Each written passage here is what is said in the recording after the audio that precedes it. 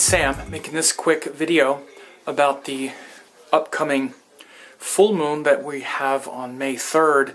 Leading up to that full moon, we're going to have the moon joined Rahu in Virgo, and then after the full moon, we're going to have the moon debilitated and with Saturn. So we're reaching this like kind of 5-day, or I'm sorry, like 6 or 7 day cycle now where the moon is joined Rahu, and then it's hemmed between Rahu and Saturn, and then it's joined Saturn, and in its sign of debilitation. In the middle of that, though, we're going to have a full moon. So sandwiched between this hemming, what's called hemming, is a full moon on May 3rd, Sunday, May 3rd. So, you know, this phenomena of hemming has been happening actually since November of 2014, when Saturn moved out of Libra and went into Scorpio. By that time, Rahu, the North Node, had already gone into Virgo. So the sign of Libra has been hemmed between these difficult planets, these stressful planets, since that time, since November of last year, of 2014. So hemming is one of the more difficult things in Vedic astrology, and it happens when the planets are on adjacent signs of any other house or sign. So you know, when you have a planet in Virgo and then a planet in Scorpio, the sign Libra is the one that's being hemmed, and it has to be either all benefics or all malefics. In this case, Rahu and Saturn are hemming Libra. So anyone who has their natal planets in Libra anyone who has that is feeling stress around whatever planets are there. And in general, the sign of Libra is related to compromise. It's related to mutual respect. And so if someone has planets there, then that's going to be a big issue for them. Libra is the sign where we learn to compromise with others and share equally and empower others through honoring their values, honoring what they say, being able to adjust and accommodate when perhaps what they do is not what we would have done, but we can still hold space that maybe they didn't mean what we think they meant. And so, you know, it's ruled by Venus. Also, Mercury is powerful in Libra, and so is Saturn. These are all practical, pragmatic, down-to-earth planets. Planets that don't do so well in Libra, the moon, I happen to have that planet there, because the moon is quite emotional, and it's about dissolving boundaries, and Libra is really about maintaining boundaries. It's very much about, you know, like I say, sharing and equality, not emotion. Also, Jupiter doesn't do so well in Libra because Jupiter is about judgment. Judgment is not about individuals. Judgment is about, about big concepts. The Sun doesn't do well in Libra either. The Sun is actually debilitated in Libra because, again, the Sun is about inspiration. You know, these energies that don't have to do with moderation and practicality and intelligence and discrimination, those are the planets that don't do so well. The ones that are all amped up on passion and, I could say judgment or emotion or power. Libra, that isn't such a good sign for them. So if you have those planets in your natal chart, you've been feeling the stress. Any planets in Libra have been hemmed between Rahu and Saturn since November of last year. So again, it's been a time where we've all gone through a lot of relationship change, having to look at how much we're able to compromise and what are the things that prevent us from compromising, what are the things that we're looking for as people are compromising with us and all that kind of stuff.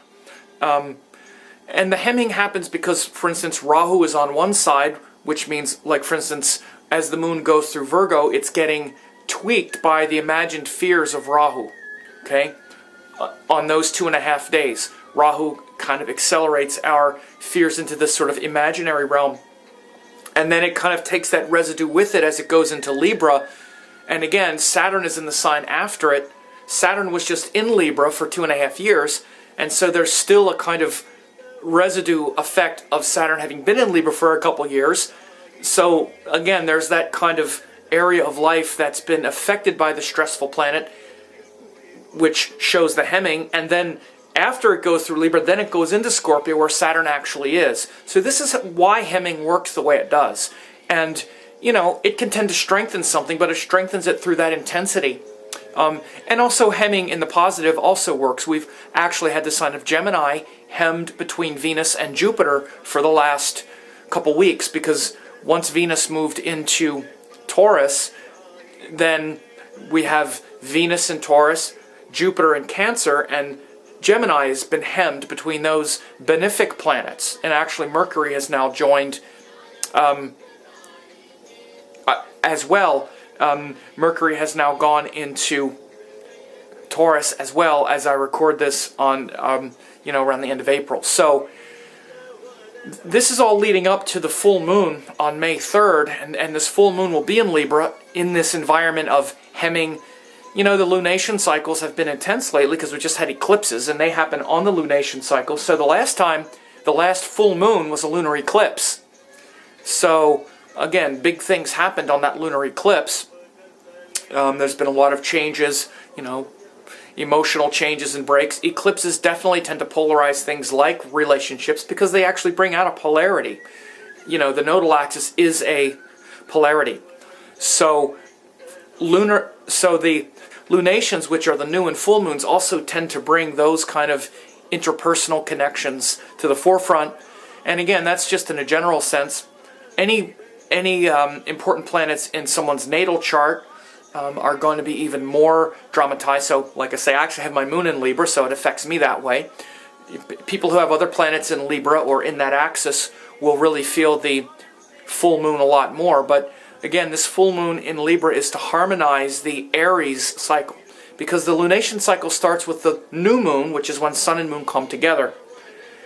The full moon is the midway point. So again, sometimes you hear in a lot of modern New Age astrology, this thing where it says, it's the full moon, it's a good time to start a blah blah, start a new cycle of blah blah. The full moon is not starting a cycle of anything. It's the midway point in the sun cycle.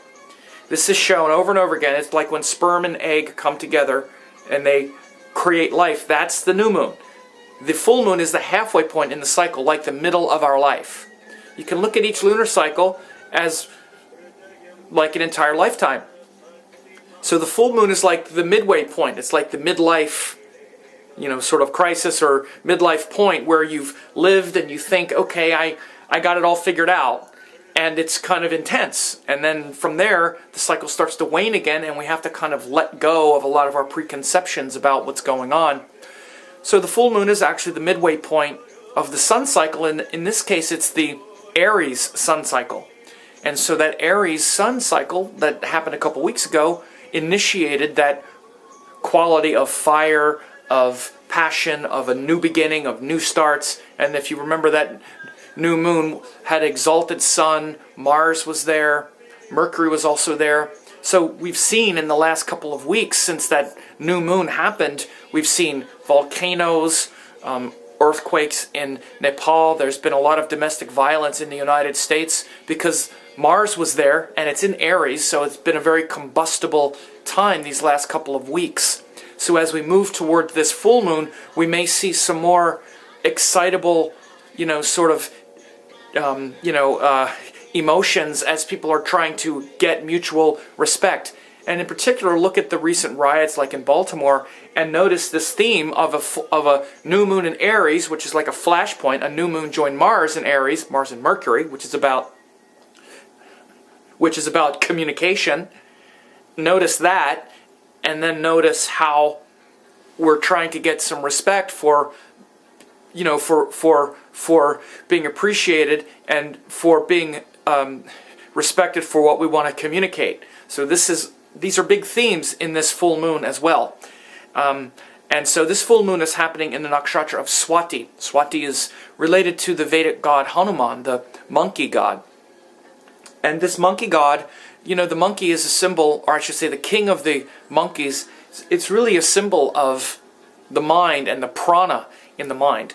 Hanuman was an incarnation, or is the son of the Vedic god Vayu, who is the wind. And the wind is related to prana, which is the vitality. When prana gets vitiated, when there's too much motion and not enough focus, it becomes what's called Vatta, which is restlessness, in the mind, mental restlessness mainly, which also leads to physical restlessness and physical illness. So prana becomes vata when it's what's called vitiated, or when it's not focused.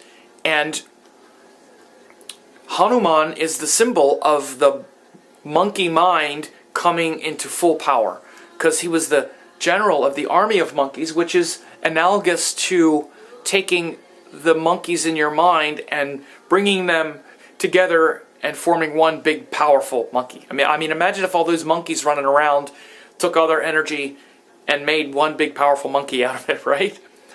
It's a pretty interesting parable. And so Hanuman was the great king, was the great hero in the Ramayana, and he showed the power of the mind, the power of prana when it's focused, to be a very uplifting and inspiring force.